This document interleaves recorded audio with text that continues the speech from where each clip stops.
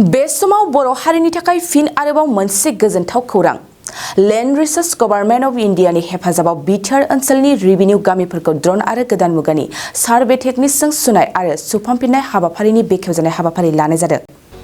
नंगौ, बे समाव प्रमद बर'नि दैदेननाय बिटिआर सरकारनि बिटिआर हाग्रा बिफाननि मावफुं सोद्रोमा रनजित बसुमतारीनि नाजानायाव थांनाय 75 बोसोरनिफ्राय रायजो जाबोनाय 40,000निबो बांसिन नखरफ्रा हानि फाट्टा मोननो हाबाय।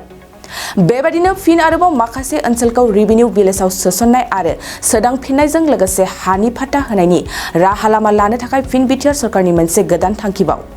फैगौ 13 मे खालाराव चिरां जिल्लानि रुनिकाटा लेन्ड रिसोर्सेस गभर्नमेन्ट अफ इन्डियानि हेफाजाबाव बिटिआरनि रेभिनिउ गामिफोरखौ ड्रन आरो गोदान मुगानि सार्भे टेकनिकजों गोदान सुनाय आरो सुफांफिननाय हाबाफारिखौ बेखेवजानाय जागासिनो आरो बेनि गेजेरजोंनो गोबां हानि फाट्टा मोननायनिबो हाबाफारिया सोलिलांबाय थासिगोन। सुलुंनिफ्राय मिथिनाय जादोंदि आरो बे हाबाफारिया गाहाय आलासि महरै बाहागो लागोन आरो बेखेवगिरि महरै बिटिआरनि गाहाय मावफुं सोद्रोमा प्रमद बर'जों बिटिआर हाग्रा बिफान आरो हानि मावफुं सोद्रोमा रनजित बसुमतारीया बाहागो लानायजों गोबां मेलेमजिबि बिथांमोना बाहागो लागोनखौ मिथिनो मोननाय जादों। एक्सिलेन्ट एकाडेमि बागानपारायाव 11 थाखोनि मुं थिसननाया सोलिगासिनो दं। गोसो गुदुं फरायसा फरायसुलिफ्रा गुन गोनां सोलोंथाइ मोननो थाखाय एक्सिलेन्ट एकाडेमि बागानपारायाव मुं थिसननो हागोन।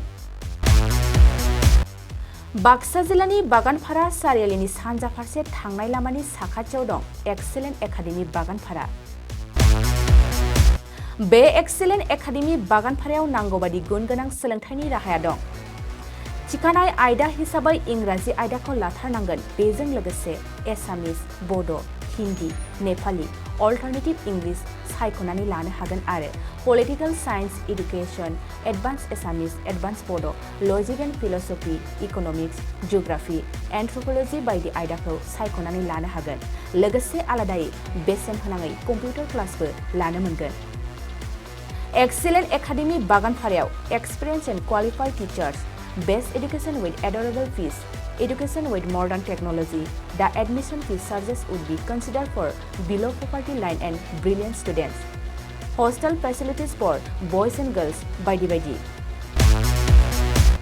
थांनाय 2022 मायथाइयाव फोसावजानाय आसाम हायार सेकेन्डारि जोबथा आनजादनि फिथाइयाव बे एक्सिलेन्ट एकाडेमि बागानपारानिफ्रायनो अनामिका ब्रह्म मुंनि सासे फरायसुलिया 92 जौखोन्दो लानानै अल आसाम साबजेक्ट टपार जानो हादोंमोन।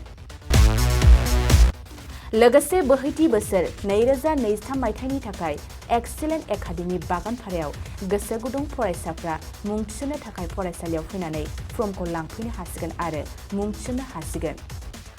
गुवारै मिथिसारनो थाखाय 9954 505027 8011337530 नाम्बारनि गेजेरजों फोनांजाब खालामनो हागोन।